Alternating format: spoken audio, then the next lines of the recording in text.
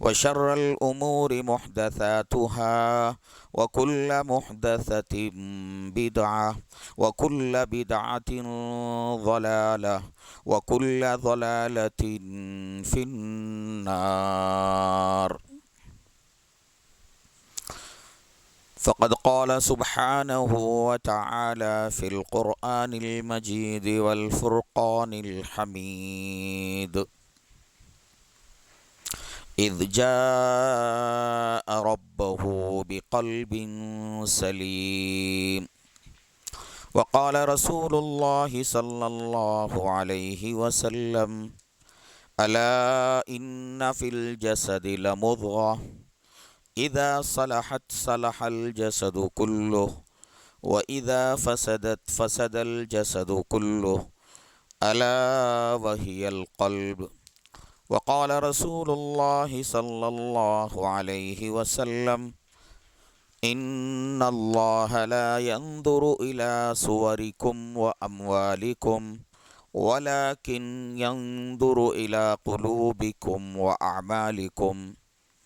سبحان ربك رب العزة عما يصفون وسلام على المرسلين والحمد لله رب العالمين.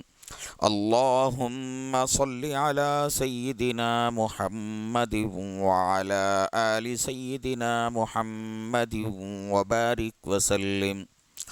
اللهم صل على سيدنا محمد وعلى آل سيدنا محمد وبارك وسلم. اللهم صل على سيدنا محمد وعلى آل سيدنا محمد وبارك وسلم. بزرگان محترم، قابل احترام معزز دینی بھائیوں، بزرگوں، دور دراز سے سننے والے سامعین اور معزز خواتین،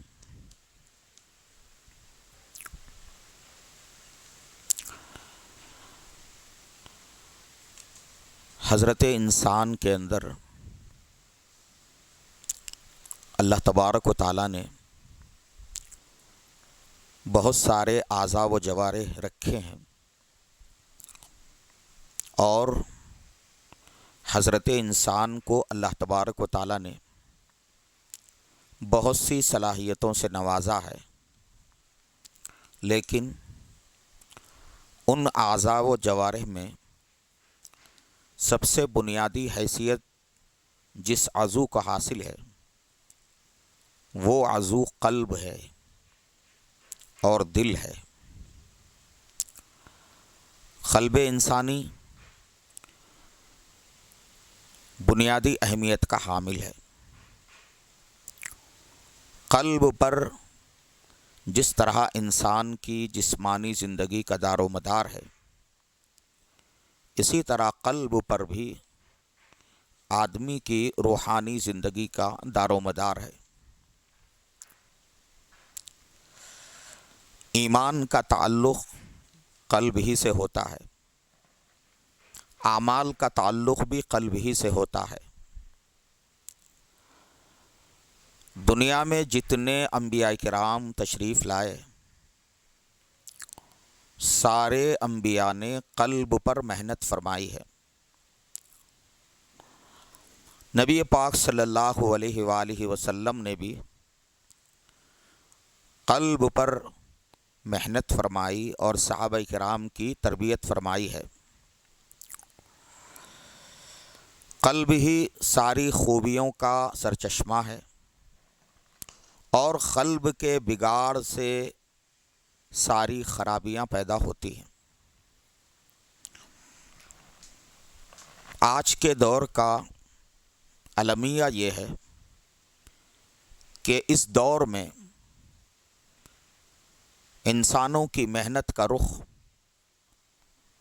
ظاہر بن چکا ہے۔ لوگ اپنے ظاہر کو سنوارنے میں سارا زور لگا رہے ہیں،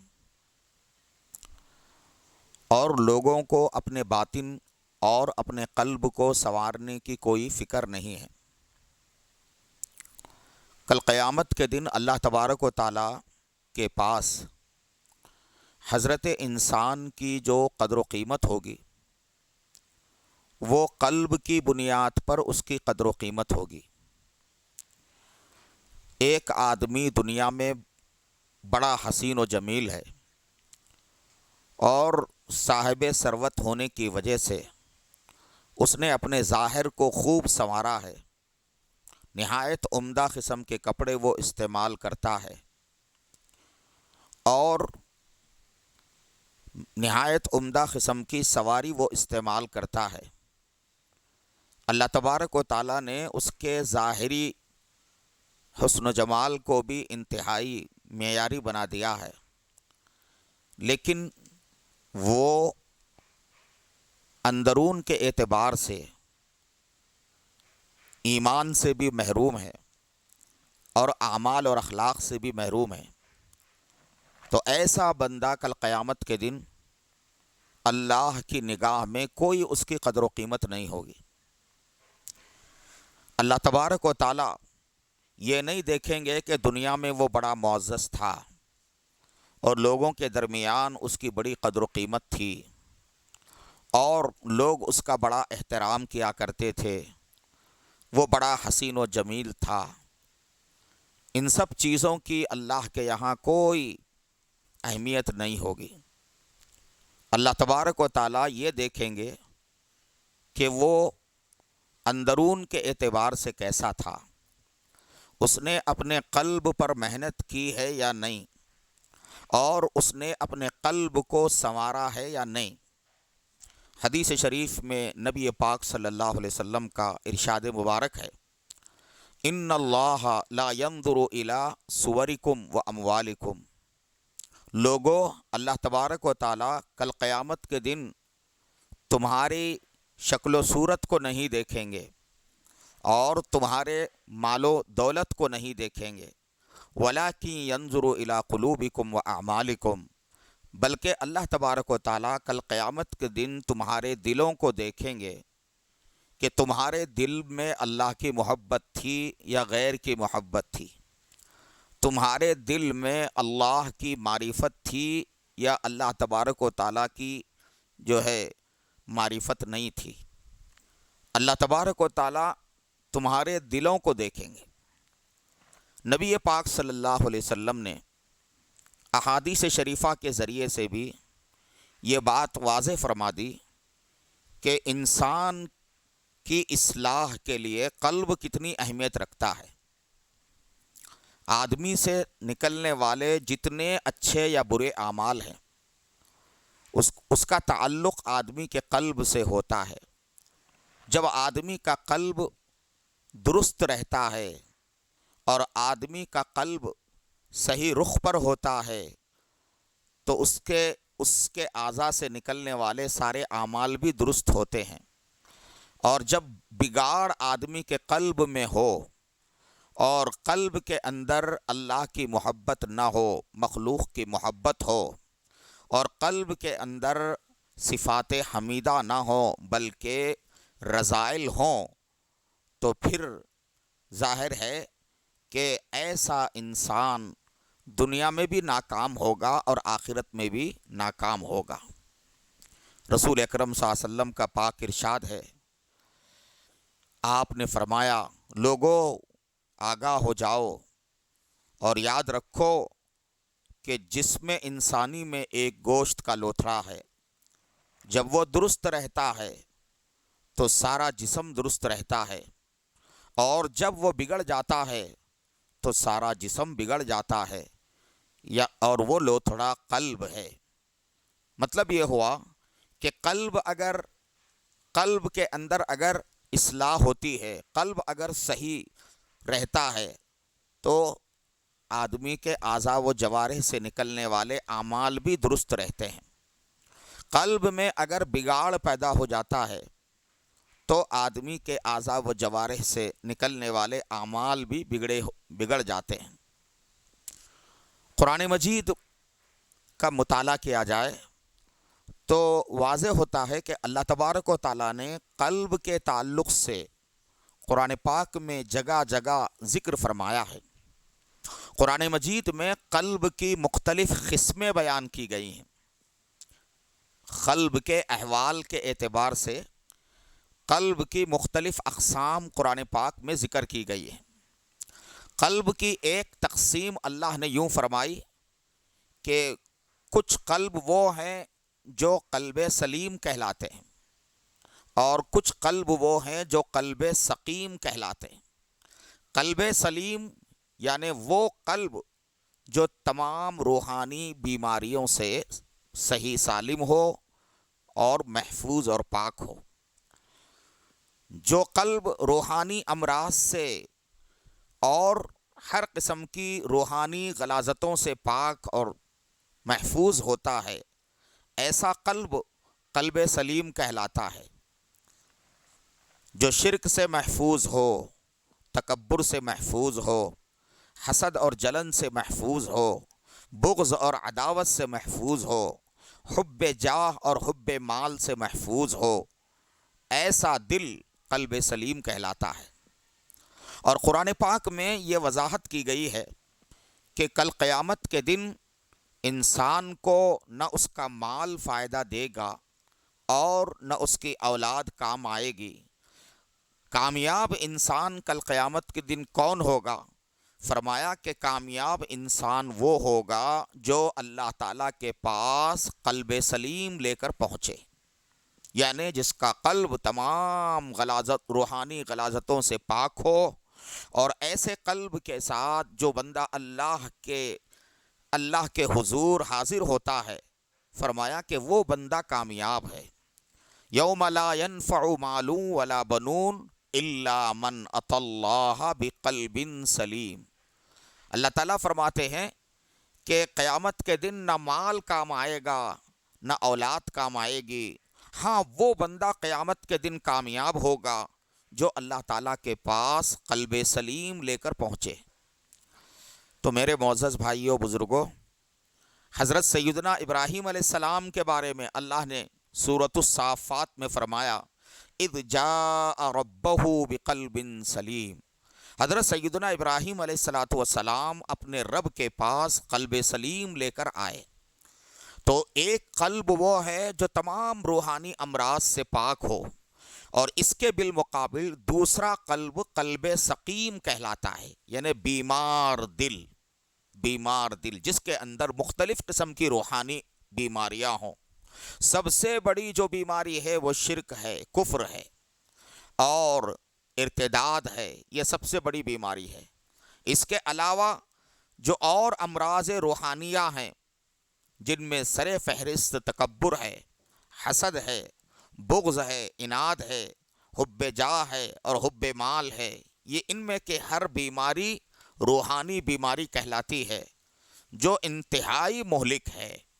اللہ تبارک و تعالیٰ نے منافقین کا تذکرہ کرتے ہوئے ان کے دلوں کے بارے میں فرمایا فی قلوبہم مرض فزادہم اللہ مرضا۔ ان کے دلوں میں روگ ہے، بیماری ہے، اور اللہ نے ان کی ہردرمی کی وجہ سے ان کے دلوں کی بیماری میں اور اضافہ فرما دیا۔ تو اس طرح سے یہ قلب کی تقسیم ہے کہ یا تو قلب سلیم ہوگا یا پھر قلب مریض اور قلب سقیم۔ قرآن و سنت کے اندر قلب کی ایک اور تقسیم کی گئی ہے۔ ایک قلب وہ ہے جس کو قلب غافل کہتے ہیں، اور دوسرا قلب وہ ہے جسے قلب منیب کہا جاتا ہے۔ قلب غافل کسے کہتے ہیں؟ قلب غافل وہ قلب کہلاتا ہے جس کے اندر خواہشات نفسانیہ بھری ہوئی ہوں۔ خواہشات نفسانیہ سے جو قلب بھرا ہوا ہو، نفسانی خواہشات نے جس قلب میں ڈیرا جما رکھا ہو، فرمایا کہ وہ قلب غافل ہے۔ اور اس کے بالمقابل جو قلب نفسانی خواہشات سے محفوظ ہو، یعنی اتنی محنت اس پر کی گئی ہو کہ اس محنت کے نتیجے میں اس قلب میں ہمیشہ اللہ کا دھیان اور اللہ تبارک و تعالیٰ کی طرف توجہ رہتی ہو، تو ایسا قلب منیب کہلاتا ہے۔ اذ جاء ربہ بقلب منیب۔ قلب منیب کا تذکرہ اللہ نے فرمایا، ایسا قلب جو اللہ کی طرف ہمیشہ متوجہ رہتا ہے۔ اسی طرح سے قرآن و سنت کے اندر قلب کی ایک اور تقسیم کی گئی ہے۔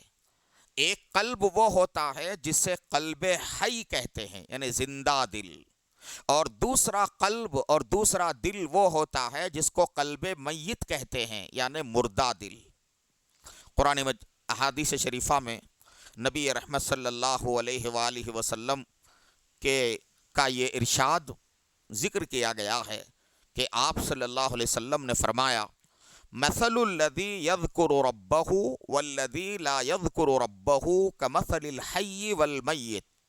فرمایا کہ جو شخص اللہ اپنے رب کا ذکر کرتا ہے اس کی مثال زندے کی سی ہے، اور جو اپنے رب کا ذکر نہیں کرتا، جس کے دل میں اپنے رب کی یاد نہ ہو، فرمایا کہ وہ مردہ ہے۔ تو میرے معزز بھائیوں بزرگوں، ہم کو اپنے قلب کی طرف متوجہ ہونا ہے، اور ہمیں یہ دیکھنا ہے کہ ہمارا قلب سلیم ہے یا قلب سقیم ہے۔ ہمیں یہ دیکھنا ہے کہ ہمارا قلب غافل ہے یا قلب منیب ہے۔ ہمیں یہ دیکھنا ہے کہ ہمارا دل جو ہے نا زندہ ہے یا ہمارا دل مردہ ہے۔ اور یہ بات ہمیں اچھی طرح ذہن میں بٹھا لینا چاہیے کہ کل قیامت کے دن انسان کی کامیابی کا دار و مدار زندہ دلی پر ہے۔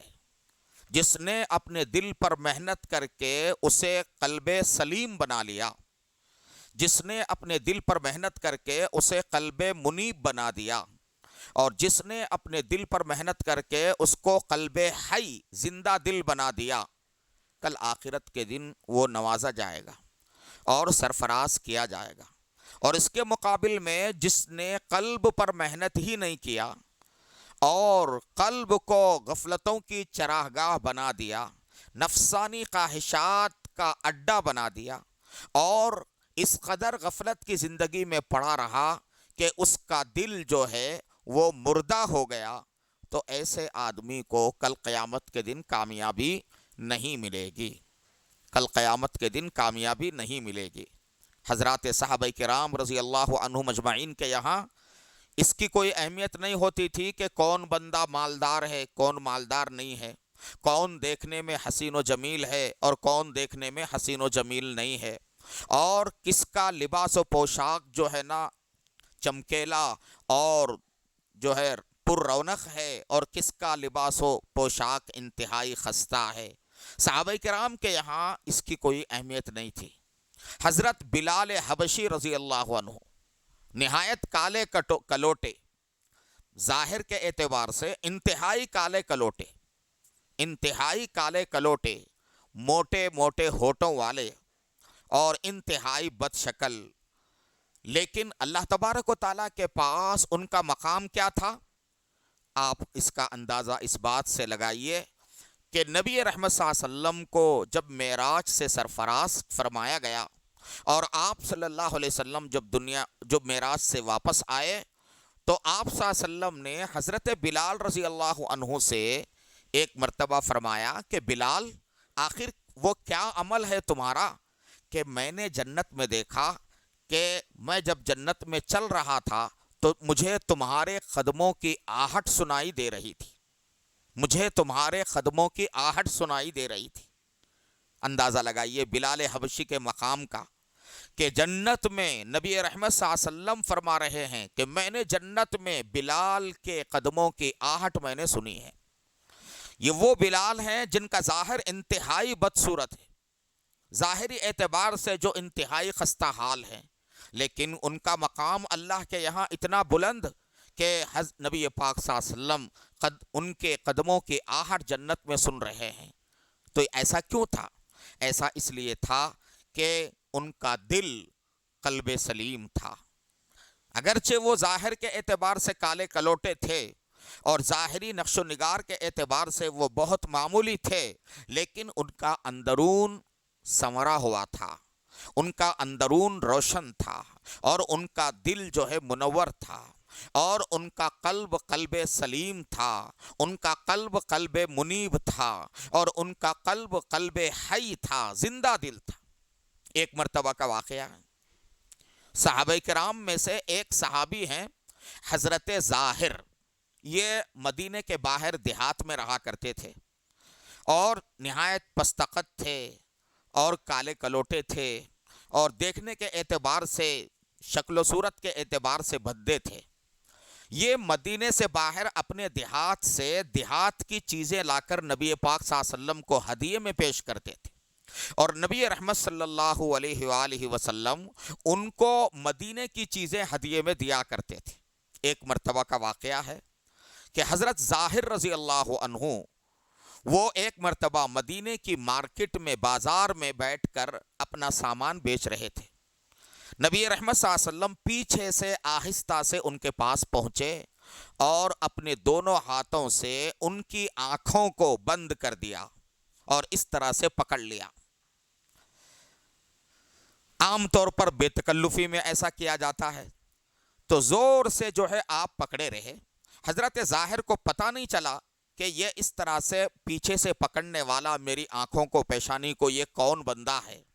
لیکن زیادہ وقت نہیں گزرا کہ حضرت ظاہر پہچان لیے کہ یہ پکڑنے والی ہستی یہ کوئی معمولی ہستی نہیں ہے، یہ محمد الرسول اللہ صلی اللہ علیہ وآلہ وسلم کی مبارک ہستی ہے۔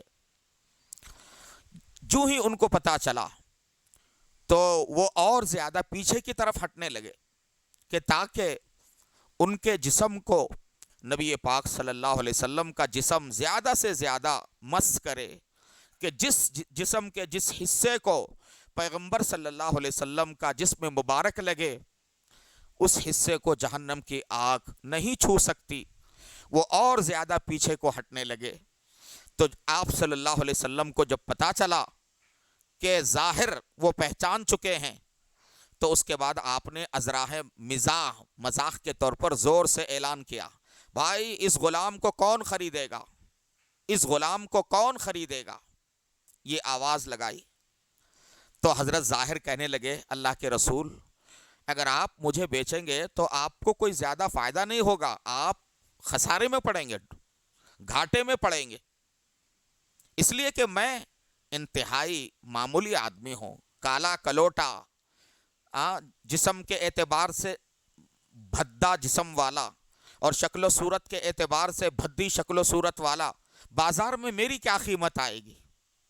حضرت ظاہر رضی اللہ عنہ نے یہ بات جب فرمائی تو اللہ کے نبی صلی اللہ علیہ وسلم نے فرمایا کہ ظاہر تم اللہ کی نگاہ میں بہت قیمتی ہو، تم اللہ کی نگاہ میں بہت قیمتی ہو۔ میرے معزز بھائیو بزرگوں، آپ نے یہ جو فرمایا ظاہر رضی اللہ عنہ سے کہ تم اللہ کی نگاہ میں بہت قیمتی ہو، یہ دراصل قلب اور اندرون کے اعتبار سے فرمایا۔ ظاہر میں تو وہ بڑے جو ہے نا کالے کلوٹے اور خستہ حال نظر آتے تھے، مگر ان کا باطن اور ان کا اندرون سنورا ہوا تھا اور ان کا دل منور تھا، اور وہ ان کا دل قلب سلیم، قلب منیب اور قلب حی تھا۔ اس لیے اللہ کے نبی صلی اللہ علیہ وسلم نے ان کی تعریف فرمائی اور فرمایا کہ ظاہر تم کیوں اپنے آپ کو معمولی سمجھتے ہو، دنیا والے تمہیں معمولی سمجھتے ہیں تو سمجھیں، لیکن اللہ کی نگاہ میں تم بہت قیمتی ہو۔ تو میرے معزز سامعین، عرض کرنے کا مطلب یہ ہے کہ خدا تعالیٰ کے نزدیک آدمی کی قدر و قیمت ظاہر سے نہیں ہے، خدا تعالیٰ کے نزدیک آدمی کی قدر و قیمت قلب اور اندرون کے اعتبار سے ہے، اندرون کے اعتبار سے ہے۔ حضرات انبیاء کرام قلب کی اصلاح کے لیے بھیجے جاتے تھے۔ قرآن مجید میں اللہ تبارک و تعالیٰ نے نبی پاک صلی اللہ علیہ وسلم کی بعثت کے جو مقاصد بیان فرمائے ہیں، ان میں ایک اہم ترین مقصد ہے وَيُزَكِّيهِمْ، کہ محمد عربی صلی اللہ علیہ وسلم یہ لوگوں کے قلوب کا تزکیہ کرتے ہیں۔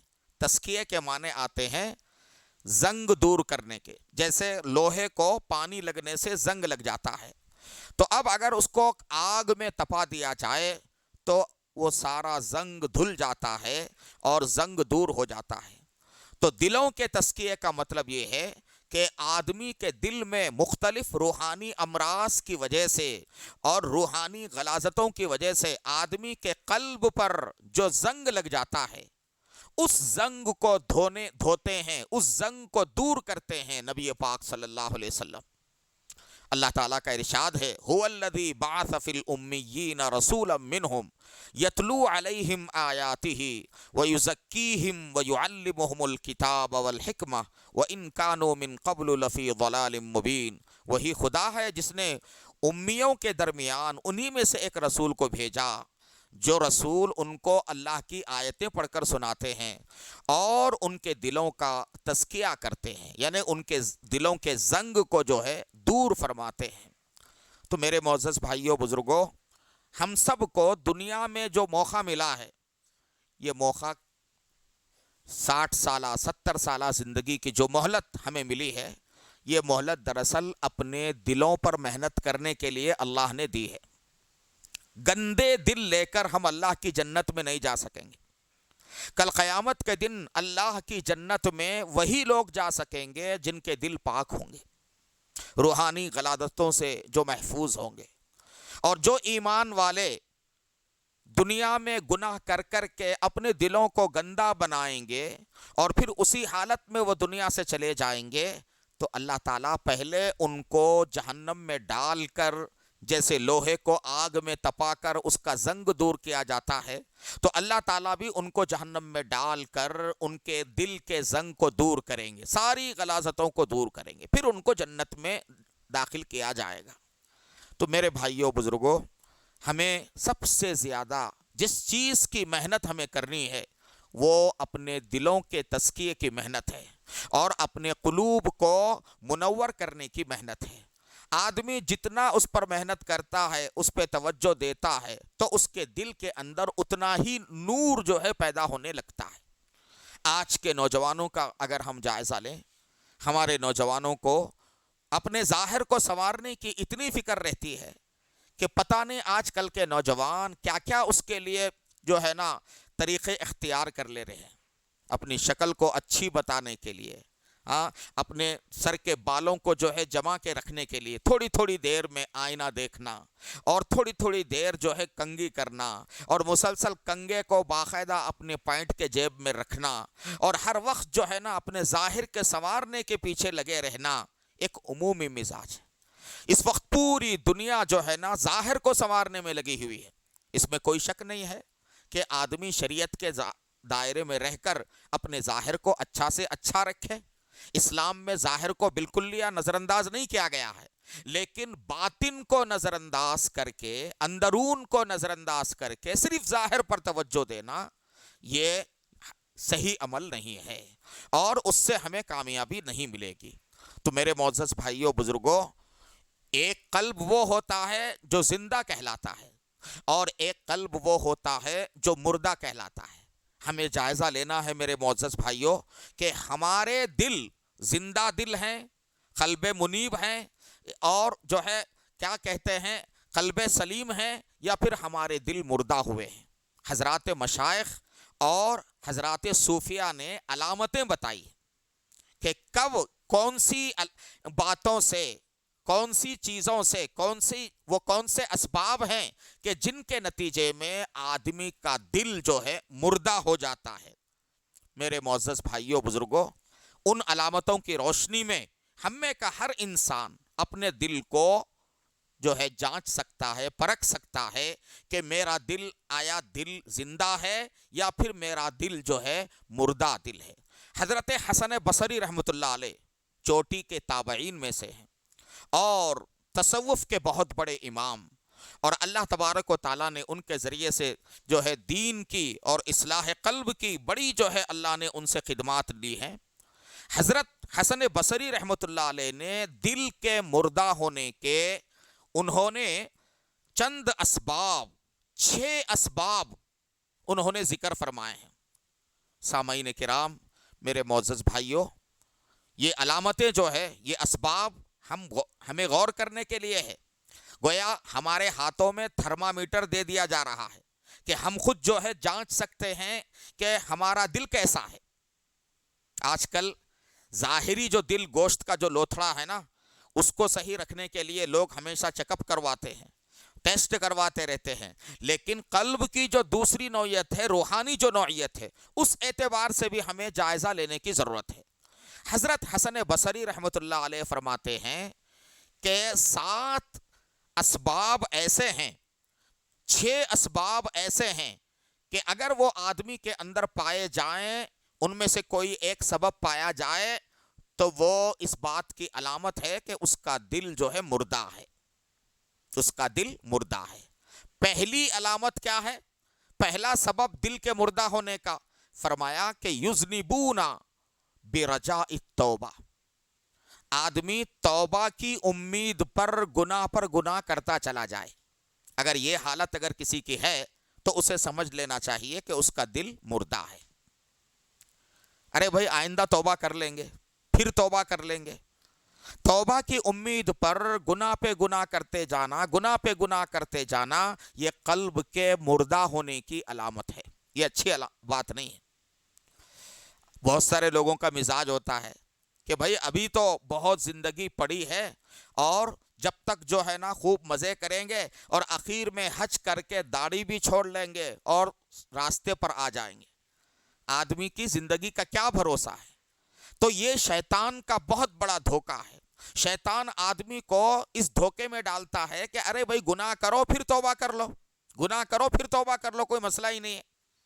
آدمی توبہ کرتے وقت اگر یہ سوچے کہ پھر مجھے گناہ کرنا ہی ہے، تو وہ توبہ ہی اس کی درست نہیں ہے۔ توبہ تب درست ہوگی جب آئندہ آدمی بالکل گناہ نہ کرنے کا عزم مصمم کر لے۔ تو حضرت حسن بصری رحمۃ اللہ علیہ فرماتے ہیں کہ آدمی کے دل کے مردہ ہونے کا ایک سبب یہ ہے کہ توبہ کی امید پر آدمی گناہ کرتا چلا جائے۔ یہ حالت اگر کسی کی ہو تو اسے سمجھ لینا چاہیے کہ اس کا دل مردہ ہے اور اسے اپنے دل پر توجہ دینے کی ضرورت ہے۔ آدمی کے دل کے مردہ ہونے کا دوسرا سبب حضرت حسن بصری رحمۃ اللہ علیہ فرماتے ہیں یتعلمون ولا یعملون، کہ آدمی کو دین کا علم تو ہو مگر وہ اس پر عمل نہ کرے۔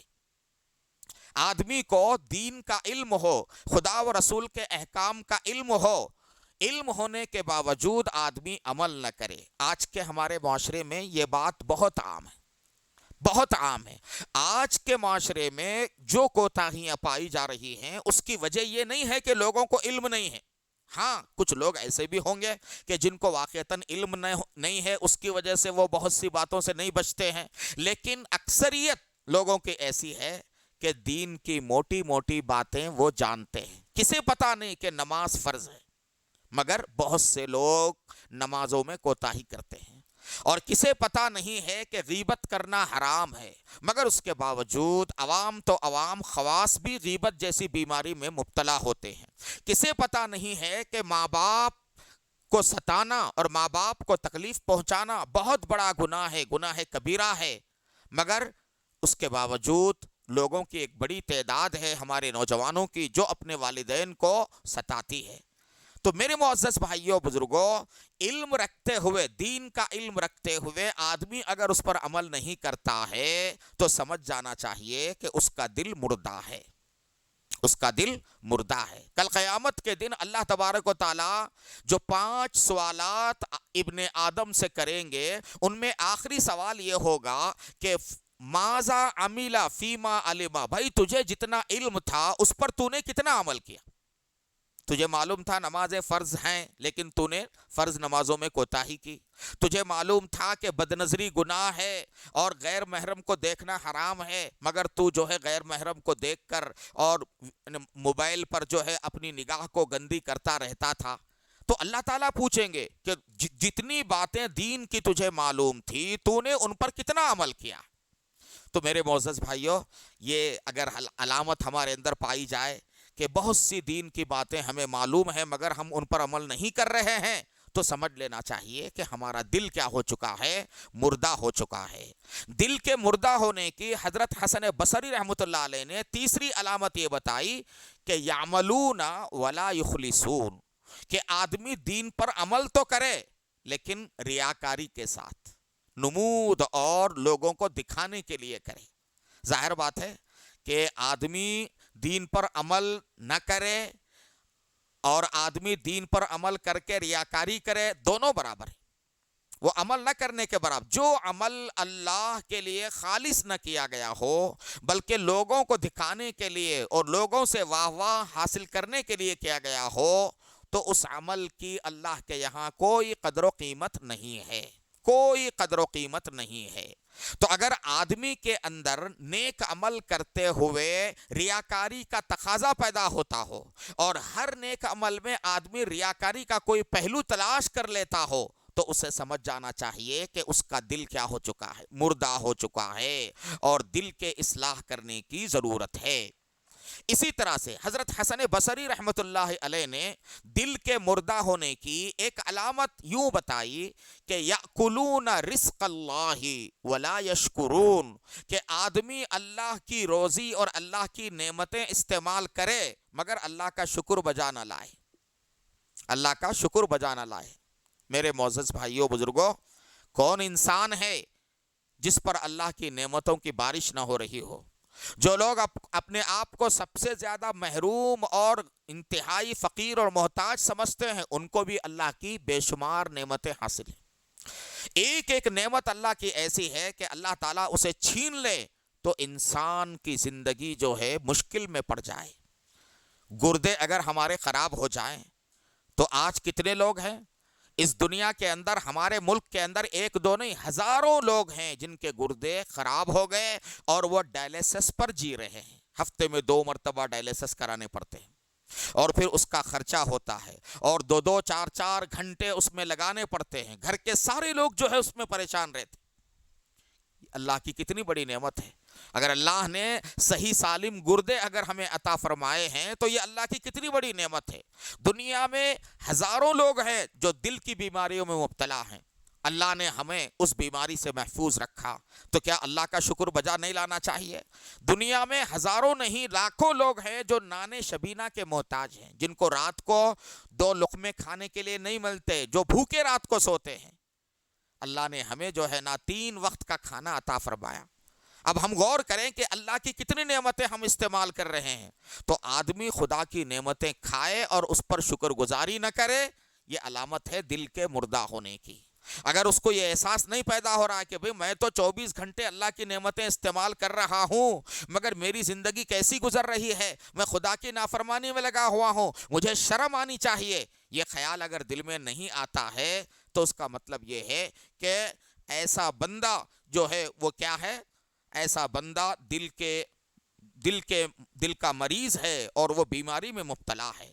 اسی طرح سے حضرت حسن بصری رحمۃ اللہ علیہ نے دل کے مردہ ہونے کا ایک سبب بتایا ہے کہ وہ کیا ہے، لا یرضون بقسمت اللہ، کہ جس آدمی کا دل مردہ ہوتا ہے وہ کبھی اللہ کی تقدیر پر اور خدا کی جو ہے نا یعنی تقسیم پر راضی نہیں رہتا۔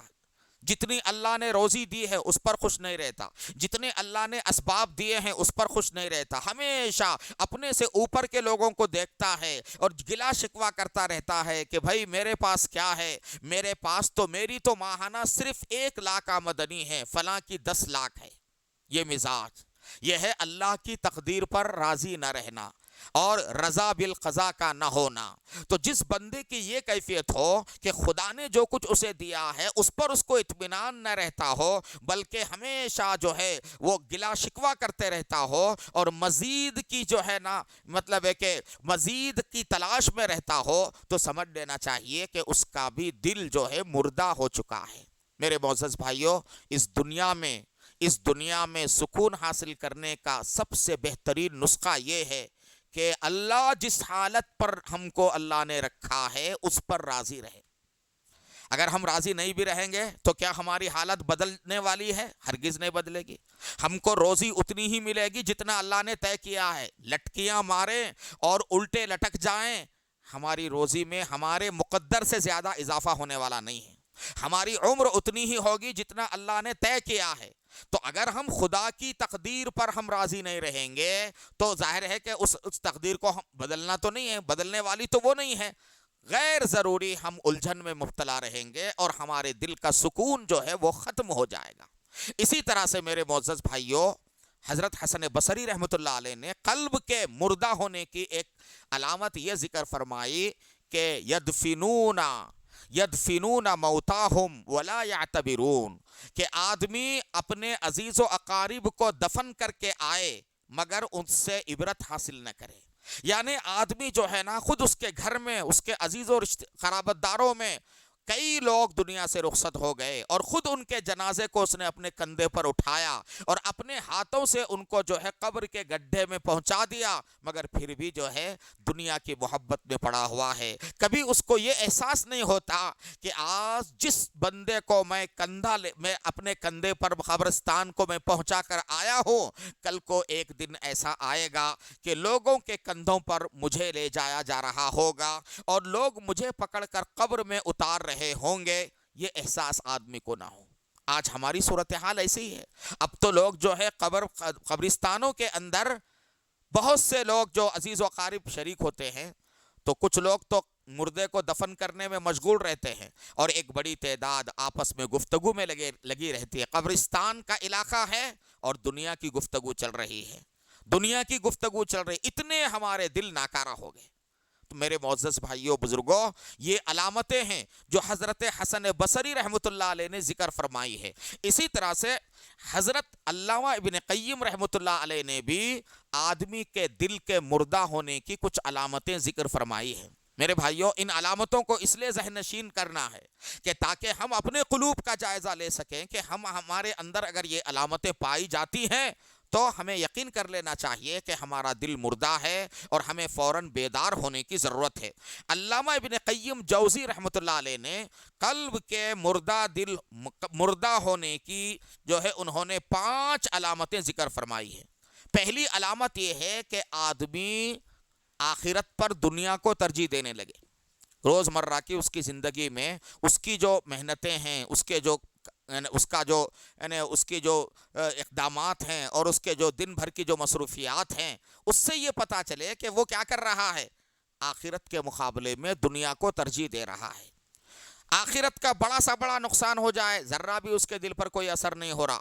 جماعت چھوٹ گئی، دل پر کوئی اثر نہیں. نماز قضا ہو گئی، دل پر کوئی اثر نہیں. فجر چھوٹ رہی ہے، دل پر کوئی اثر نہیں. اس کے برخلاف دنیا کا، کاروبار کا اگر 10 روپے کا بھی نقصان ہو جائے تو آدمی بے چین ہو جائے، کئی دن تک جو ہے نا اس کو فکر ستاتی رہے. یہ کیفیت اگر ہو جائے تو سمجھ جانا چاہیے کہ دل مردہ ہے. دل اگر زندہ ہوتا تو وہ کیا کرتا، دنیا کے مقابلے میں آخرت کا نقصان اس کے نزدیک زیادہ اہمیت اختیار کر لیتا. دنیا کا بڑا سا بڑا نقصان وہ نظر انداز کر دیتا کہ بعد میں اللہ تعالیٰ چاہے تو مجھے فائدہ دے دیں گے، لیکن آخرت کے نقصان کو وہ پریشان ہو جاتا. صحابہ کا حال کیا تھا، ذرہ بھی اگر ان سے کوئی گناہ ہوتا یا کوئی جو ہے غلطی یا کوتاہی ہوتی، بے چین ہو جایا کرتے تھے، بے چین ہو جایا کرتے تھے. بعض صحابہ کا حال یہ ذکر کیا گیا کہ کوئی چھوٹا موٹا بھی گناہ ہوتا، پریشان ہو کر حضور کی خدمت میں حاضر ہوتے اور عرض کرتے کہ یا رسول اللہ، مجھ پر حد جاری کیجئے، مجھے سزا دیجئے. صحابہ کرام کے زمانے میں بھی بعض افراد ایسے نکلے کہ جن سے زنا جیسا گناہ بھی ہوا، لیکن ان کا حال کیا تھا، اس گناہ کے ہونے پر اللہ نے ان کے گناہ پر پردہ ڈال دیا، اور اگر وہ ذکر نہ کرتے تو پتہ بھی نہ چلتا، مگر ان کو اس گناہ کی فکر اتنی زیادہ کہ وہ نبی پاک صلی اللہ علیہ وسلم کے پاس آ کر انہوں نے اقرار کیا.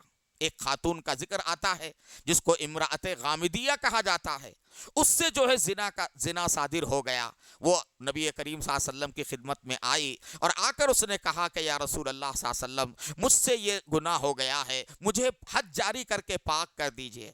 اللہ کے نبی صلی اللہ علیہ وسلم نے چہرہ موڑ لیا، پھر ادھر آئی، ادھر سے موڑ لیا. پھر اس کے بعد جو ہے اللہ کے نبی صلی اللہ علیہ وسلم نے فرمایا کہ تمہارے پیٹ میں بچہ ہے، اس کا کیا قصور ہے، جاؤ وہ بچے کی پیدائش ہونے کے بعد پھر آؤ. تو چنانچہ بچہ جب پیدا ہوا، وہ عورت بچے کو لے کر نبی پاک صلی اللہ علیہ وسلم کی خدمت میں حاضر ہوئی اور عرض کرنے لگی کہ اللہ کے نبی، آپ نے کہا تھا کہ بچے کا کوئی قصور نہیں ہے، اب یہ بچہ پیدا ہو گیا ہے، مجھے آپ جو ہے نا سنسار کر کے مجھے پاک کر دیجئے. نبی رحمت صلی اللہ علیہ وسلم نے فرمایا کہ دیکھو یہ بچہ تمہارا دودھ پیے گا، اور اگر ماں نہیں رہے گی تو اس کا جو ہے نا اس کی پرورش کا معاملہ ہو جائے گا، جاؤ جب یہ بچہ کھانے کے قابل ہو جائے تو تب تم آنا۔ اس کے بعد وہ عورت چلی گئی، پھر اس کے بعد تیسری مرتبہ آئی، اس حال میں آئی کہ بچے کے ہاتھ میں روٹی کا ٹکڑا تھا اور وہ بچہ روٹی کھا رہا تھا۔ اللہ کے نبی صلی اللہ علیہ وسلم سے عرض کرنے لگی کہ یا رسول اللہ صلی اللہ علیہ وسلم، یہ میرا بچہ کھانے کے قابل ہو گیا، اب مجھ پر حد جاری کر کے مجھے پاک کر دیجئے۔ جب اس خاتون کو حد جاری کی گئی اور لوگ جو ہے سنسار کرنے لگے اور بعض لوگوں کو اس کے خون کے چھینٹے پڑ گئے اور وہ لوگ جو ہے اس سے نفرت کرنے لگے، اللہ کے نبی صلی اللہ علیہ وسلم نے ناراضگی کی حالت میں فرمایا کہ تم کیا سمجھتے ہو، یہ وہ خاتون ہے کہ جس نے ایسی سچی توبہ کی ہے کہ اگر اس کی توبہ کو سارے مدینے والوں پر تقسیم کر دیا جائے تو اللہ تعالیٰ سب کی مغفرت فرمائے۔ تو میرے معزز بھائیوں، یہ ہے یعنی آدمی کو آخرت کے نقصان کا اتنا زیادہ جو ہے احساس ہو، تو اگر آدمی کی کیفیت یہ ہو جائے کہ وہ کیا کرنے لگے، وہ دنیا پر آخرت پر دنیا کو ترجیح دینے لگے، تو سمجھ جانا چاہیے کہ اس کا دل مردہ ہو گیا ہے۔ دوسری علامت علامہ ابن قیم رحمۃ اللہ علیہ نے یہ ذکر فرمائی کہ خالق کے مقابلے میں مخلوق کی محبت غالب آ جائے۔ آدمی کا دل ایسا ہو جائے کہ اللہ کی محبت کے مقابلے میں مخلوق کی محبت غالب آ جائے۔ یہ اگر کیفیت ہو تو سمجھ لینا چاہیے کہ دل کیا ہو چکا ہے، مردہ ہو چکا ہے۔ ورنہ اگر آدمی کا دل زندہ ہو اور جو ہے دل جو ہے نا قلب سلیم اگر ہو تو پھر آدمی کو سب سے زیادہ اللہ سے محبت کرنا ہے۔ والذین آمنوا اشد حبا للہ، جو ایمان والے ہیں وہ سب سے زیادہ اللہ سے محبت کرنے والے ہیں۔ تو آدمی کے اندر واقعتاً اگر کیا ہو، اگر اس کے اندر واقعتاً قلب سلیم ہے تو لا محالہ مخلوق کی محبت کبھی خالق کے محبت پر غالب نہیں آ سکتی۔ اسی طرح سے علامہ ابن قیم رحمۃ اللہ علیہ نے قلب مردہ دل کی تیسری علامت یہ بتائی کہ آدمی گناہ کر کے خوش ہونے لگے۔ اگر کسی کی حالت اگر یہ ہو جائے کہ گناہ ہونے پر افسوس ہونا تو درکنار، بلکہ اس کو خوشی ہونے لگے، اور گناہ کر کے کوئی فخر کرتا ہے تو سمجھ جائے کہ وہ دل مردہ ہو گیا۔ اگر دل میں تھوڑی بھی زندگی ہوتی تو گناہ کر کے اسے خوشی نہ ہوتی۔ اور علامہ ابن قیم نے ایک اور چوتھی علامت انہوں نے ذکر فرمائی کہ آدمی کے دل کے مردہ ہونے کی ایک علامت یہ ہے کہ آدمی کو نیکی میں آدمی کا دل نہ لگے، نیک کاموں میں آدمی کا دل نہیں لگتا۔ مسجد کو آ گیا تو بے چین رہے گا کہ کب جو ہے نا امام صاحب سلام پھیریں، کب میں باہر نکل جاؤں۔ اللہ والوں کی مجلس میں گیا، بے چینی شروع ہو جائے گی کہ کب یہاں سے میں نکل جاؤں۔ تو نیکی کے کاموں میں اگر آدمی کا دل نہیں لگ رہا ہے تو سمجھ لینا چاہیے کہ اس کا قلب جو ہے وہ مردہ ہو چکا ہے۔ پانچویں نشانی قلب کے مردہ ہونے کی حضرت ابن قیم رحمہ اللہ نے یہ ذکر فرمائی کہ آدمی کو نصیحت بری لگے۔ کوئی آدمی، کسی نے جو ہے نصیحت کیا، بھئی ہم نے کوئی ایسی غلطی کی جو دین کے اعتبار سے جو ہے نقصان دہ ہے، دوسرے بندے نے دیکھ کر جو ہے نرمی کے ساتھ اس نے ہمیں نصیحت کی، تو نصیحت کرنے والے کی نصیحت اگر ہمیں بری لگنے لگے تو سمجھ جانا چاہیے کہ دل کا بگاڑ ہے اور دل جو ہے مردہ ہو چکا ہے۔ اور میرے معزز بھائیوں بزرگوں، حضرات مشائخ نے بعض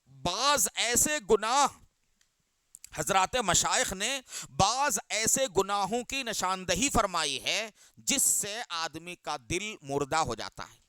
ہمیں ذہن میں رکھنا چاہیے وہ کون سے گناہ ہیں جو آدمی کے دل کو مردہ کرتے ہیں۔ حضرات مشائخ نے چند گناہوں کا ذکر فرمایا ہے۔ پہلا گناہ نظر کا غلط استعمال، نگاہ کا غلط استعمال، یا اجنبی اور غیر محرم عورتوں کو دیکھنا اور برہنہ تصاویر کو دیکھنا، یا دوسرے الفاظ میں بد نظری اور بد نگاہی کا گناہ کرنا۔ فرمایا کہ یہ گناہ ایسا ہے جو آدمی کے دل کو جو ہے نا مردہ کر دیتا ہے۔ اب جو بندہ ایک مرتبہ نگاہ غلط استعمال ہو گئی،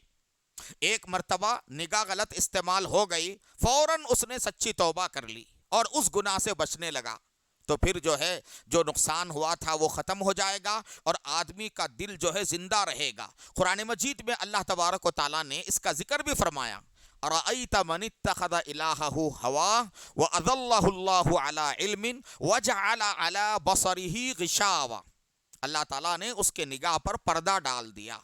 تو اب یہ بندہ جو ہے حق کو سمجھے گا بھی نہیں اور اپنی نگاہ کا وہ غلط استعمال کرے گا۔ معزز بھائیو، نگاہ، بدنگاہی، نبی پاک صلی اللہ علیہ وسلم کا پاک ارشاد ہے کہ بدنگاہی شیطان کی تیروں میں سے ایک تیر ہے، شیطان کی تیروں میں سے ایک تیر ہے۔ شیطان اپنی تیروں سے کیا کرتا؟ آدمی کو نشانہ بناتا ہے۔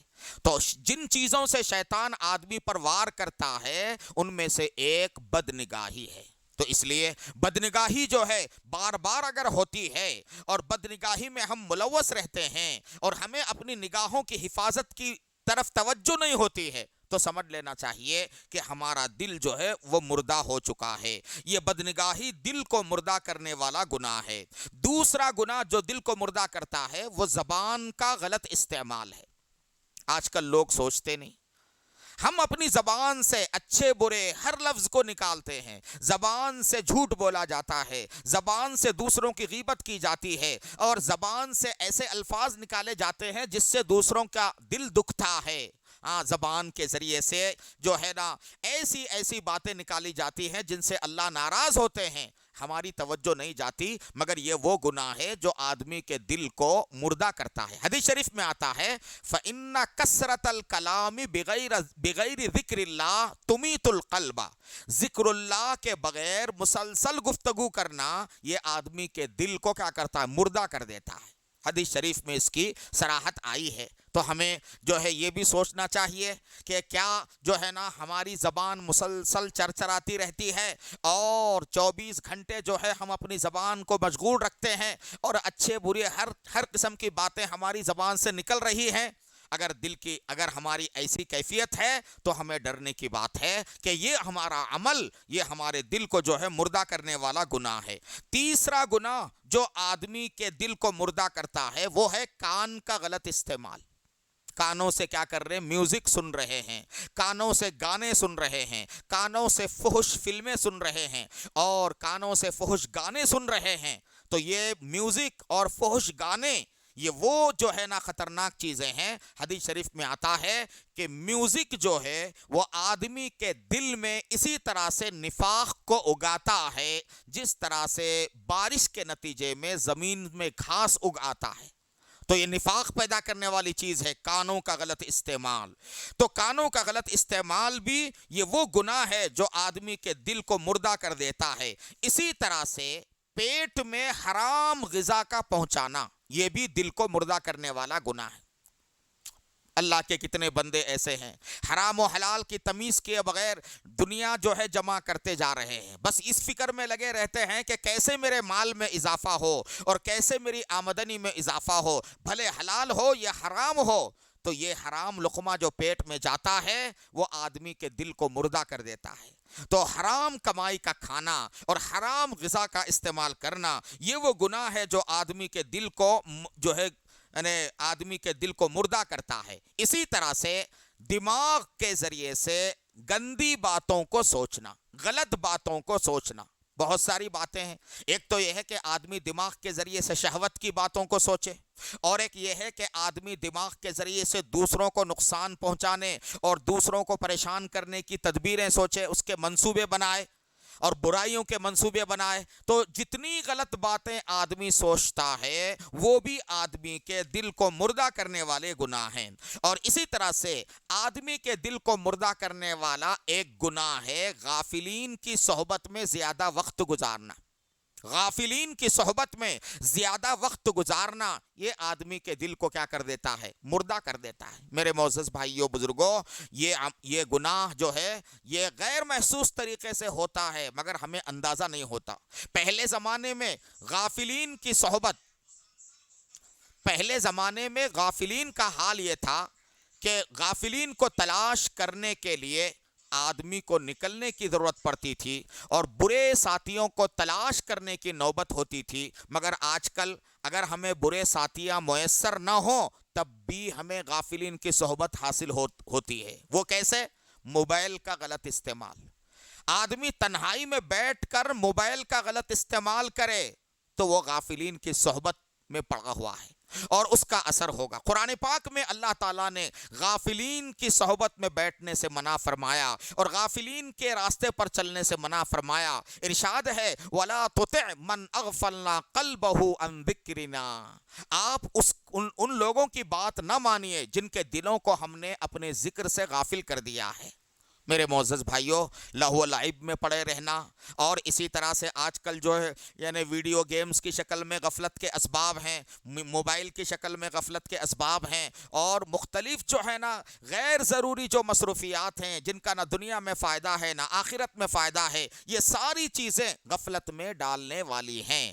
زیادہ وقت اگر ہمارا غافلین میں گزر رہا ہے تو ہمیں یقین کر لینا چاہیے کہ ہمارا دل جو ہے وہ مردہ ہو رہا ہے۔ اسی طرح سے علماء کہتے ہیں کہ جنگ و جدال اور آپسی تنازع اور آپسی جھگڑے یہ بھی آدمی کے دل کو مردہ کر دیتے ہیں۔ جو آدمی جھگڑے پر جب آتا ہے تو اچھی بری ہر بات زبان سے نکالتا ہے، حق ناحق ہر چیز کہتا ہے اور دوسرے کو تکلیف دینے کے درپے ہو جاتا ہے۔ تو جس وقت آدمی غصے کے جو ہے نا عالم میں ہوتا ہے تو وہ جو ہے نا اس کا ذہن و دماغ راستے سے ہٹ جاتا ہے اور آدمی جو جی میں آیا وہ کر بیٹھتا ہے۔ تو جھگڑا کرنا، جدال کرنا اور اسی طرح سے جو ہے نا غیر ضروری جو ہے نزاعات میں پڑے رہنا یہ بھی آدمی کے دل کو مردہ کرنے والا گناہ ہے۔ اسی طرح سے آدمی کے دل کو مردہ کرنے والا ایک گناہ حب دنیا ہے، دنیا کی بے پناہ محبت۔ ہر انسان کے اندر اللہ نے دنیا کی محبت رکھی ہے، تو اعتدال کے ساتھ اگر دنیا کی محبت ہے کہ آدمی بقدر ضرورت دنیا کمائے، یہ کوئی مضر نہیں ہے، لیکن دنیا کی شدید محبت، ایسی محبت کہ آدمی دین کو قربان کرنے لگے اور اللہ اور اس کے رسول کے مقابلے میں اس کی محبت زیادہ ہونے لگے، اور اس دنیا کی محبت کی وجہ سے آدمی دین کو اور خدا و رسول کے احکام کو نظر انداز کرنے لگے، تو یہ دنیا کی محبت بھی آدمی کے دل کو مردہ کر دیتی ہے۔ نیز مشائخ فرماتے ہیں کہ نماز چھوڑنے کی عادت یہ بھی دل کو مردہ کر دیتی۔ بہت سے لوگ ہوتے ہیں نمازوں کو قضا کرنے کی ان کی عادت ہو جاتی ہے، اور بہت سے ایسے ہوتے ہیں کہ 5-4 نمازیں تو پڑھتے ہیں مگر فجر کی نماز مستقل چھوڑتے ہیں۔ تو یہ نمازوں میں کوتاہی کرنا، یہ نہ سمجھیں کہ اس کا کوئی اثر ہمارے دل پر نہیں ہوتا ہے، بلکہ یہ عمل بھی دل کو مردہ کر دیتا ہے۔ اسی طرح سے تکبر اور فخر و غرور یہ بھی آدمی کے دل کو مردہ کرنے والا گناہ ہے۔ نیز اسی طرح سے جو ہے یعنی آدمی کا اللہ تبارک و تعالیٰ کے تعلق سے بدگمانی پیدا کرنا یہ بھی آدمی کے دل کو جو ہے وہ مردہ کرنے والا ہے۔ تو میرے معزز بھائیوں بزرگوں، یہ علامتیں ہمارے سامنے آ گئی ہیں۔ دل کو مردہ کرنے والے گناہ کون سے ہیں، دل کو مردہ کرنے والی علامتیں کیا کیا ہیں، اور دل کو مردہ کرنے والے اسباب کیا کیا ہیں، یہ تمام تفصیلات ہمارے سامنے آ چکی ہیں۔ اب ہم یہ دیکھیں کہ کسی کا دل اگر مردہ ہو گیا، اور کیسے پتا چلے؟ ان علامتوں کے ذریعے سے پتا چل جائے گا جو ابھی ذکر کی گئی ہیں۔ تو آدمی اپنا جائزہ لے کہ یہ علامتیں میرے اندر پائی جا رہی ہیں یا نہیں۔ اگر پائی جا رہی ہیں تو سمجھ جائے کہ میرا دل مردہ ہو چکا ہے۔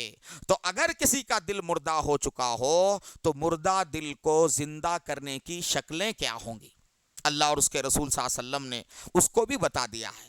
تو ہمیں چاہیے کہ مردہ دل کی علامتیں اگر ہمارے اندر پائی جا رہی ہیں تو ہم ان تدبیروں کو اختیار کریں جن تدبیروں کے ذریعے اپنے مردہ دلوں کو ہم زندہ کر سکتے ہیں۔ چنانچہ مشائخ نے ایسی تدبیریں بتائی ہیں کہ جن کو اختیار کر کے مردہ دل والے اپنے دل کو زندہ کر سکتے ہیں۔ اس سلسلے کی پہلی تدبیر ہے ندامت کا رونا، یعنی آدمی کو اپنے گناہوں پر شدید ندامت ہو اور بے انتہا جو ہے افسوس ہو، اور اللہ کے سامنے ہاتھ اٹھا کر سچی توبہ کرے، اور توبہ کرتے ہوئے اس کی آنکھوں سے آنسو جاری ہو جائیں۔ تو یہ جو ندامت کے آنسو ہوتے ہیں اور یہ جو سچی توبہ ہوتی ہے، اس سے آدمی کا مردہ دل زندہ ہو جاتا ہے۔ اس لیے میرے معزز بھائیوں، ہمیشہ नज़र तौबा पर होना चाहिए। अव्वल तो गुनाह से बचने का भरपूर एहतमाम हो, और उस एहतमाम के बावजूद अगर कभी कोई गुनाह हो गया तो फ़ौरन जो है नदामत हो, पशेमानी हो, और जो है उसके नुकसान का एहसास हो, और अल्लाह तबारक व तआला की नाराज़गी के जो नताइज हैं उन नताइज का जो है आदमी को जो है शऊर हो, और फ़ौरन जो है वो नदामत के आंसू बहाए। हदीस शरीफ में आता है अल हुज़्नु जिलाउल क़ल्बी, गम जो है ये आदमी के दिल को, गम आदमी के दिल को जो है साफ करता है, आदमी के दिल को मुनव्वर करता है। इसी तरह से अगर आदमी का दिल मुर्दा हुआ हो तो उसको जिंदा करने की दूसरी तदबीर है इज्तिनाबे मासियत, यानी गुनाहों से बचना। जो बंदा खुद को गुनाहों से बचाने लगेगा उसका दिल जो है एक एक करके जो है ना दिल की स्याही ख़त्म हो जाएगी, और आदमी का दिल मुनव्वर हो जाएगा, और फिर उसका दिल जो है ज़िंदा हो जाएगा। हम जितना गुनाहों को छोड़ेंगे उतना हमारे दिल में ज़िंदगी ताजगी आएगी, और जितना हम गुनाह के आदी होते जाएंगे याद रखें कि उतना हमारा दिल सियाह होता जाएगा। हदीस शरीफ में नबी रहमत सल्लल्लाहु अलैहि वसल्लम का इरशाद है मन तरक ज़ुनूबा रक्का क़ल्बुहु, जो गुनाहों को छोड़ देता है तो उसके दिल में नरमी पैदा हो जाती है, और उसका दिल जिंदा होने लगता है, तरोताज़ा होने लगता है। इसी तरह से मुर्दा दिल को जिंदा करने की एक तदबीर है कसरत जिक्र खुदावंदी, अल्लाह का कसरत से जिक्र करना। मेरे मोअज़्ज़ज़ भाइयों, जिक्र का एहतमाम, मशाइख के यहाँ जिक्र का एहतमाम इसीलिए कराया जाता है कि इतना अल्लाह का जिक्र करो, इतना अल्लाह का जिक्र करो कि उसके नतीजे में अल्लाह की मोहब्बत दिल में छा जाए, गालिब आ जाए, और गुनाहों की नहुसत दिल से जो है ख़त्म हो जाए। तो जिक्र की कसरत ये दिलों को क्या करती है? दिलों को जिंदा करती है। हदीस शरीफ में आता है इन्ना लिकुल्लि शैइन सकाला व सकालतुल कुलूबि जिक्रुल्लाह, कि हर चीज़ के लिए एक सैकल और चमकाने वाली चीज़ होती है, और दिल को चमकाने वाली चीज़ अल्लाह का जिक्र है। जिक्र चाहे जिक्र जहरी हो या जिक्र चाहे जिक्र कल्बी हो, मुराकबा हो, ये जिक्र जो है आदमी के दिल को जिंदा करता है और दिल के जंग को दूर करता है। इसी तरह से मुर्दा दिल को जिंदा करने की एक तदबीर है तिलावत कुरान का एहतमाम करना, कुरान पाक की तिलावत। लोग जो है ना समझते नहीं है, कुरान कलामुल्लाह की तिलावत बेपनाह अपने अंदर असर रखती है। हदीस शरीफ में आता है कि जिलाउल कुलूबी तिलावतुल कुरान, दिलों का जो है, दिलों की रौनक और दिलों की चमक जो है वो कुरान पाक की तिलावत है। हर आदमी महसूस कर सकता है, अगर हम पूरी तरह आदाब की रियायत करते हुए अगर हम रोज़ाना जो है कुरान पाक की तिलावत को अपना मामूल बना लेंगे तो उसका असर हमारे दिल पर आएगा, दिल में तब्दीली आती हुई महसूस होगी, और दिल में तरोताज़गी पैदा होगी, और गुनाहों से दिल जो है उचटने लगेगा और नेकी में दिल लगने लगेगा। इसी तरह से मशाइख ये भी कहते हैं कि आदमी अगर अपने दिल को जिंदा करना चाहे तो खाने पीने में कमी लाए, जो जी में आया वो खाना, और जितना जी में आया उतना खाना, बिस्यार खोरी जिसे कहा जाता है, इससे भी आदमी का दिल मुर्दा होता है। जब आदमी रोज़ा रखने का एहतमाम करेगा, या आदमी जो है ना यानी हर चीज़ ज़्यादा मिक़दार में खाने से बचेगा और ख़ुद को भूखा रखने का एहतमाम करेगा, तो इससे भी दिल को जो है ना जिला नसीब होगा, दिल को जो है ज़िंदगी नसीब होगी। इसी तरह से मुर्दा दिल को ज़िंदा करने का एक तरीक़ा है तहज्जुद के अंदर दुआ का एहतमाम करना। अव्वल तहज्जुद की नमाज पढ़ने का एहतमाम, और फिर तहज्जुद की नमाज से फारिग होकर रात की तारीकियों में अल्लाह तबारक व तआला के सामने रोना, गिड़गिड़ाना और अल्लाह से मांगना, ये भी जो है क्या करता है? मुर्दा दिल को जिंदा करता है। मुर्दा दिल को जिंदा करने की एक अहम तरीन तदबीर है सोहबत सालिहीन, नेक बंदों की सोहबत में रहना, अल्लाह वालों की सोहबत में रहना, और अल्लाह वालों के दामन से वाबस्ता होना, और उनकी हिदायत पर अमल करते रहना, और उनके बयानात को मुस्तकिल जो है सुनते रहना, ये भी मुर्दा दिल को ज़िंदा करने के लिए बहुत ज़्यादा मौसर जो है ना यानी तरीक़ा है। तो मेरे मोअज़्ज़ज़ सामईन, बुज़ुर्गों, भाइयों, ये जो है दिल मुर्दा कैसे होता है उसका भी जिक्र आपके सामने आ गया, उसका भी जिक्र आपके सामने आ गया। دل کو مردہ کرنے کی جو ہے کہ اسباب کیا ہیں، مردہ دل کی علامتیں کیا ہیں، اور پھر مردہ دل کو جو ہے زندہ کرنے اور دل کی غلاظتوں کو دور کرنے کی تدبیریں کیا کیا ہیں، یہ ساری چیزیں آپ کے سامنے آ چکی ہیں۔ عام طور پر دل جو مردہ ہوتا ہے وہ یک بارگی مردہ نہیں ہوتا، بلکہ مشائخ نے اس کے مراحل بتائیں، دل کے مردہ ہونے کے مراحل۔ دل کے مردہ ہونے کا پہلا مرحلہ یہ ہے کہ دل کے اندر ظلمت آتی ہے، تاریکی اور ظلمت سب سے پہلے آتی ہے۔ آدمی جب گناہ کرتا ہے تو ایک سیاہ نقطہ اس کے دل میں پڑ جاتا ہے، پھر فوراً سچی توبہ کر لیا تو وہ سیاہ نقطہ دھل جائے گا، لیکن توبہ کیے بغیر دوسرا گناہ کیا اور ایک نقطہ آئے گا، تیسرا گناہ کیا اور ایک نقطہ آئے گا، تو پہلے مرحلے میں دل جو ہے سیاہ ہو جاتا ہے، اور دوسرا مرحلہ کیا ہے، وہ سیاہی اور وہ ظلمت جو ہے دوسرے مرحلے میں زنگ کی صورت اختیار کر لیتی ہے۔ پہلے سیاہی ظلمت ہوتی ہے، پھر وہ ظلمت دوسرے مرحلے میں زنگ کی صورت اختیار کر لیتی ہے۔ حدیث شریف میں آیا ہے ان هذه القلوب تصدع كما يصدع الحديد، دیکھو دلوں کو بھی زنگ لگ جاتا ہے جیسے لوہے کو زنگ لگ جاتا ہے۔ اسی طرح قرآن میں آیا کلا بل ران علی قلوبہم، ان کے دل پر زنگ لگ چکا ہے۔ تو پہلے مرحلے میں دل سیاہ ہوتا ہے، دوسرے مرحلے میں دل پر زنگ لگ جاتا ہے، تیسرا جو مرحلہ ہے، تیسرے مرحلے میں انسان کا دل سخت ہو جاتا ہے، انسان کا دل سخت ہو جاتا ہے۔ اس کا تذکرہ قرآن پاک میں کیا گیا ہے، اللہ تعالیٰ فرماتے ہیں ثم قست قلوبکم من بعد ذالک، پھر تمہارے دل اس کے بعد سخت ہو گئے۔ تو دل سخت ہو جاتا ہے، جب دل سخت ہو جاتا ہے تو پھر چوتھا مرحلہ ہے کہ اس سخت دل پر اللہ مہر لگا دیتے، ختم اللہ علی قلوبہم، ختم اللہ علی قلوبہم، یعنی چوتھا مرحلہ کہ پہلا مرحلہ دل سیاہ ہو جاتا، دوسرے مرحلے میں دل پر زنگ لگ جاتا، تیسرے مرحلے میں دل جو ہے سخت ہو جاتا، چوتھے مرحلے میں اللہ تعالیٰ اس سخت دل پر مہر لگا دیتے ہیں، اور پانچویں مرحلے میں اس دل پر تالا لگا دیا جاتا ہے۔ افلا یتدبرون القرآن ام علی قلوبہم اقفالها، یہ لوگ قرآن میں غور کیوں نہیں کرتے، کیا ان کے دلوں پر تالے پڑ گئے؟ تو آخری جو مرحلہ ہوتا ہے تالا پڑنے کا مرحلہ ہوتا ہے، اب اس کے بعد اس دل کے اندر حق کو قبول کرنے کی صلاحیت نہیں ہوتی ہے۔ تو میرے معزز بھائیوں، ہم سب کو جو ہے دل پر محنت کرنے کی طرف توجہ دینا ہے، باطن کو سنوارنے کی طرف ہمیں توجہ دینا ہے۔ جتنی ہماری اخلاقی اور معاشرتی خرابیاں اور جتنا بگاڑ ہمیں نظر آ رہا ہے، یہ دراصل دل کا بگاڑ ہے۔ دل میں مال کی محبت ہوگی، لوگ مال کے لیے قتل کریں گے۔ دل میں شہوت زیادہ ہوگی تو لوگ عورت کے خاطر جو ہے نا جرائم کا ارتکاب کریں گے۔ دل میں تکبر ہوگا تو آدمی جو ہے نا دوسروں کی تحقیر کرے گا، ان کو ذلیل و خوار کرے گا۔ معاشرے کے اندر جتنی خرابیاں ہمیں نظر آ رہی ہیں، اخبارات کے اندر جو ہے نا جن کی جو ہے رپورٹیں آتی ہیں، یہ ساری کی ساری ان ساری خرابیوں کی جڑ اندرون کی خرابی ہے، دل کی خرابی ہے۔ اللہ تبارک و تعالی مجھے اور آپ کو اور پوری امت مسلمہ کو اپنے دل کو یعنی دل پر توجہ دینے کی اللہ تعالی ہمیں توفیق عطا فرمائے، اور مشائخ کی صحبت میں رہ کر اپنے دلوں کو منور کرنے کی اللہ تبارک و تعالی توفیق عطا فرمائے۔ اب تھوڑی دیر کے لیے مراقبہ ہوگا، اور پھر اس کے بعد دعا، اور پھر یہ جو ہے مجلس اختتام کو پہنچے گی۔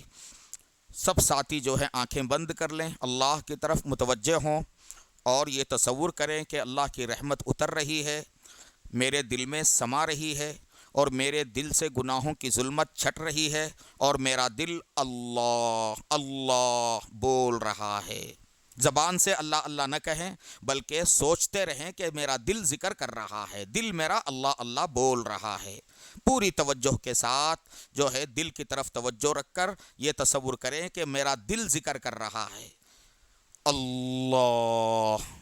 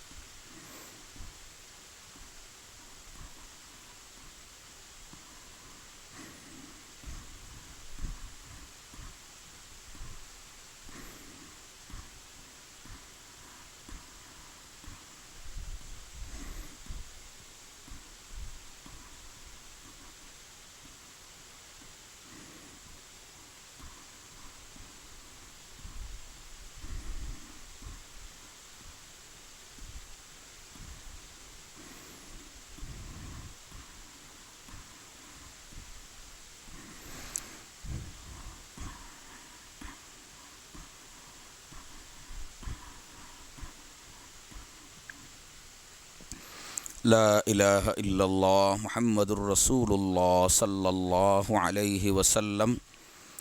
توبہ کے کلمات ہمارے حضرت پیر صاحب دامت برکاتہم کا معمول ہے کہ وہ مجلس کے اخیر میں توبہ کے کلمات پڑھواتے ہیں۔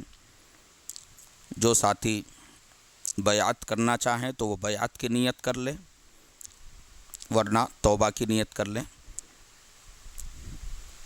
اور جیسے جیسے میں پڑھتے جاؤں اس کے پیچھے پیچھے دہرائیں۔ بسم اللہ الرحمن الرحیم۔ لا الہ الا اللہ محمد رسول اللہ۔ آمنت باللہ وملائکتہ وکتبہ ورسلہ والیوم الآخر والقدر خیرہ وشرہ من اللہ تعالی والبعث بعد الموت۔ آمنت باللہ کما ہوا باسمائہ وصفاتہ وقبلت جمیع احکامہ اقرار باللسان وتصدیق بالقلب۔ اشہد ان لا الہ الا اللہ واشہد ان محمدا عبدہ ورسولہ۔ استغفر اللہ ربی من کل ذنب واتوب الیہ برحمتک یا ارحم الراحمین۔ ان کلمات کے پڑھ لینے سے اور عزم و ارادہ کر لینے سے آدمی توبہ تائب ہو جاتا ہے۔ اس کے ساتھ اگر چند معمولات کی پابندی کی جائے تو بہت فائدہ ہوگا۔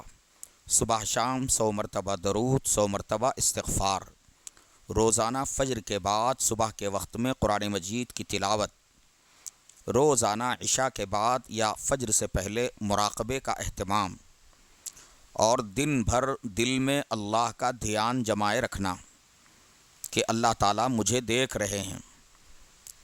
یہ وقوف قلبی کہلاتا ہے، اور کسی نہ کسی اللہ والے سے وابستہ ہو کر اپنے احوال کو ان کے سامنے رکھنا اور مستقل اصلاح لیتے رہنا۔ ان چیزوں کی ہم پابندی کریں گے تو انشاءاللہ فائدہ ہوگا۔ درود شریف پڑھ لیں، دعا کریں۔ اللہم صلی علی سیدنا محمد وعلی آل سیدنا محمد وبارک وسلم۔ اللہم لک الحمد کما ینبغی لجلال وجہک وعظیم سلطانک۔ اللہم لا احصی ثناء علیک انت کما اثنیت علی نفسک۔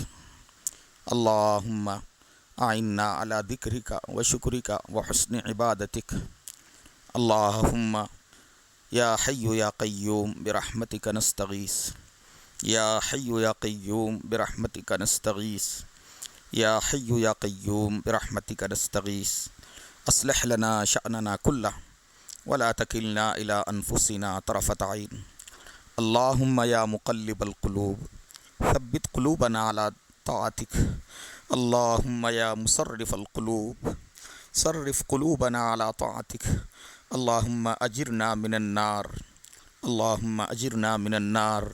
اللہم انا نسألک تمام العافیہ، اللہم انا نسألک دوام العافیہ، اللہم انا نسألک الشکر علی العافیہ۔ اللہم اہدنا واہد بنا واہد الناس جميعا۔ اللہم اصلح لنا شأننا کلہ ولا تکلنا الی انفسنا طرفۃ عین۔ یا رحمن یا رحیم یا عزیز یا غفار یا ذا القوة المتین، اغفر لنا ذنوبنا ووسع لنا فی دارنا وبارک لنا فی رزقنا واہلنا یا رب العالمین۔ لا الہ الا اللہ الحلیم الکریم، سبحان اللہ رب العرش العظیم والحمد للہ رب العالمین۔ نسألک موجبات رحمتک، نسألک موجبات رحمتک وعزائم مغفرتک والغنیمۃ من کل بر والسلامۃ من کل اثم۔ اللہم لا تدع لنا ذنبا الا غفرتہ ولا ہما الا فرجتا ولا کربا الا کشفتا ولا مریضا الا شفیتا ولا مریضا الا شفیتا ولا دینا الا ادیتا ولا حاجة من حوائج الدنیا والآخرہ الا قضیتها یا ارحم الراحمین۔ اے اللہ ہمارے گناہوں کو خطاؤں کو معاف فرما۔ اے کریم پروردگار ہمارے ساتھ رحم کا، کرم کا، عافیت کا، سہولت کا معاملہ فرما۔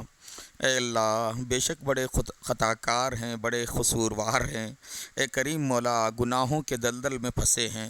اے اللہ اپنے کرم سے، اپنے فضل سے مولا ہمارے گناہوں کو معاف فرما۔ اے اللہ گناہ والی زندگی سے ہمیں نجات عطا فرما۔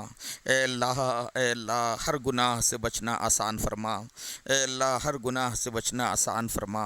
اے کریم مولا جو باتیں کہی اور سنائی گئی ہیں مولا ان باتوں کو ہمارے دلوں کی گہرائیوں میں اتار دے۔